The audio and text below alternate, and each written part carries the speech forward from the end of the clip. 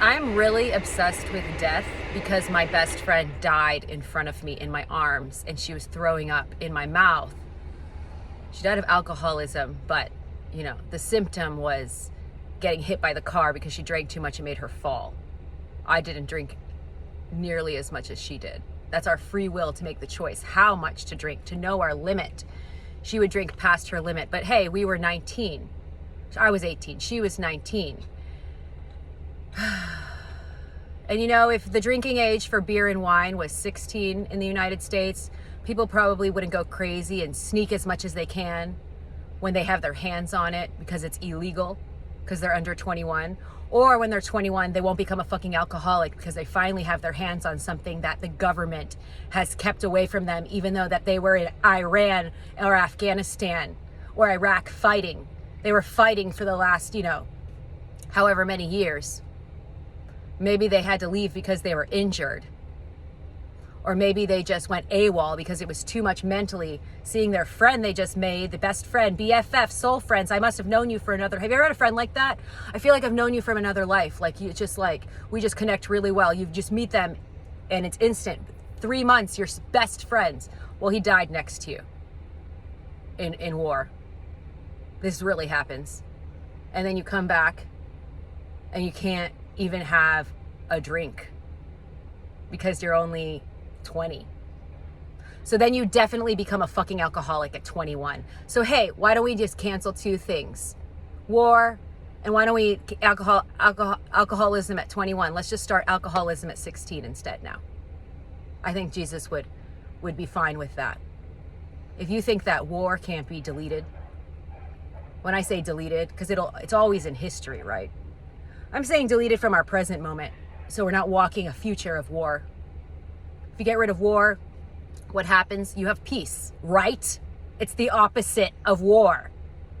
Peace is the opposite of war. What is war? Governments creating benefits, insurance, and semi-nice houses to lure in human souls to go do their dirty work of creating bloodshed or getting killed and making sure that family is set up, and that's the reason you did it, to fight for your fucking country. In Israel, they don't have a choice. They have to just go do it. Here, we didn't have a choice back in the 60s. We had drafts. I think it was a rough draft to figure out the right formula to get 9/11 to happen. That's probably what Vietnam War was, is all collectively planning 9/11. So I think about death a lot, and I can probably relate to a veteran a lot because my best friend, Vanessa Haldana Sperry Rask, died in my arms like a veteran, and I never received treatment from it. My dad sent me to Bible school like that would do anything. My dad sent me to, you know what it made me do? It made me stop masturbating and really just never drink ever. Like not even being able to enjoy a glass of Jesus juice, which is wine. I can taste it. It tastes like gasoline here. My mother, I would go with her to AA meetings since she joined the system, 12 years old. And you know what I would hear from her every fucking Friday? Because it's every Friday you go. Wednesday, Saturday, every day there's a meeting, but I would have to go with her every fucking Friday and Saturday and Wednesday. And she would say, alcohol is the devil. Alcohol is the devil, because it fucked up her life so much. So that's my God. Our parent is our God because it's our creator. We don't know God exists, right? Nobody in this world can prove God's existence. Not even that Father Bishop Barron or the priest from the series Seventh Heaven. He cannot prove God's existence. So we don't know. So the only thing we have to go off are our parents because they created us. God is the creator of everything, heaven and earth. And if we can't prove God is real, the only true reflection form of God we have is who created us, our parents. Our parents created us. I sound like a fucking Reverend Al Sharpton preaching to all you guys, but there's a point that I'm getting to. It's death. When you die, it's judgment day. The day you die is happy birthday because you get to face God and he goes with you in your whole life. And you know what I can't stand is that we know this fact. Well, do we?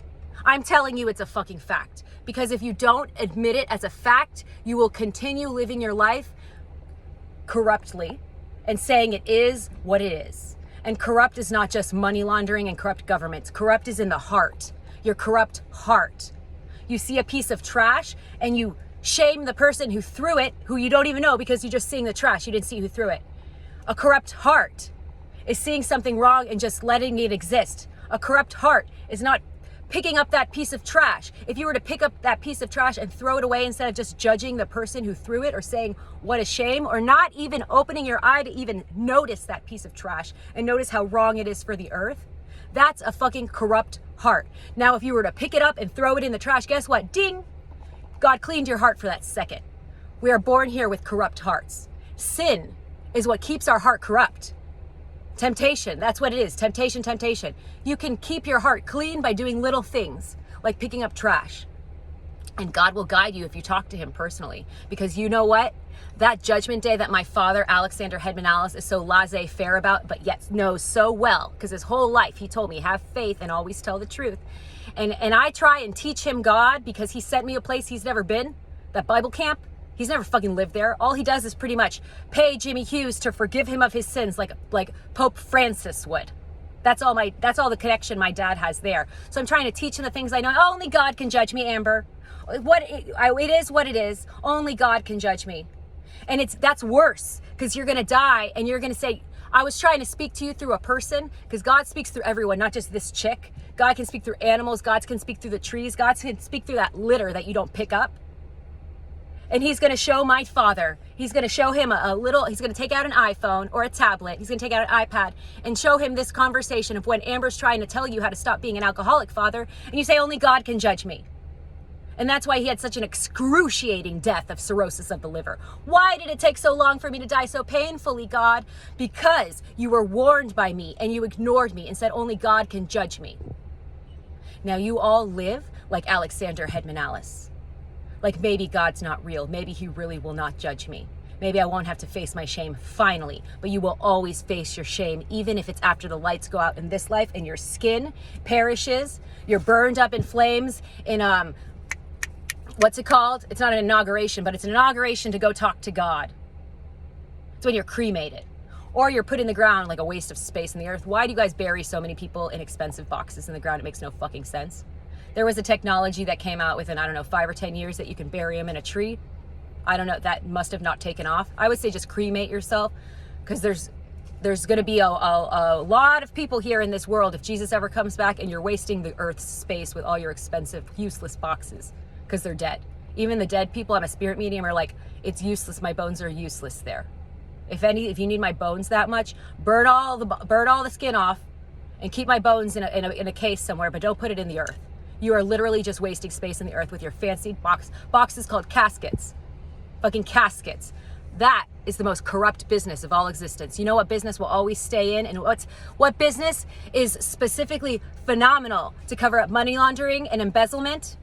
Specifically money laundering for narcos from Mexico desde Honduras, is running a velario, a morgue, being a mortician. You'll never go out of business, right? If you own a fucking funeral home. Well, God says it's time for those funerals to go out of business because they are so corrupt with leading the #1 cover up for drug cartel here. So they should go out of business. Just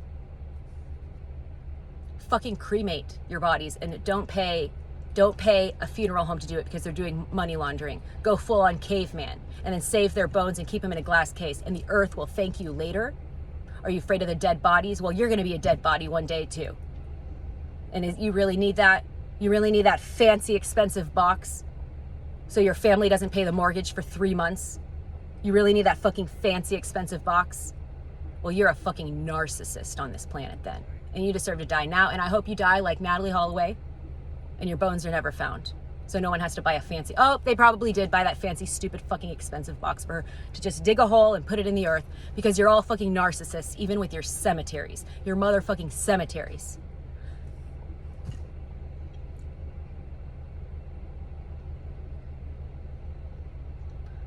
God, if Jesus came here, I would say he's an advanced intelligence, and he would look at you all like you're subhuman with your thinking here of cultural society. Just cemeteries alone and money laundering funeral homes. It makes no fucking sense. But hey, let's just all pull an Alexander Hedman Alice and say, it is what it is. One day God will judge us. But I don't think it's today. I don't think he could read my mind at all. So I'm just going to keep being an ignorant sinner and an alcoholic. And I'm going to die so slowly from cirrhosis of the liver. Alexander Hedman Alice. It's no hidden secret, you will. You can't even talk to me without being wasted. I swear to you that alcoholism is not genetic. It's a learned practice behavior. Buddhism is a practice, and praying to God and thinking your thoughts in prayer, that's a practice too, a practiced behavior, like alcoholism.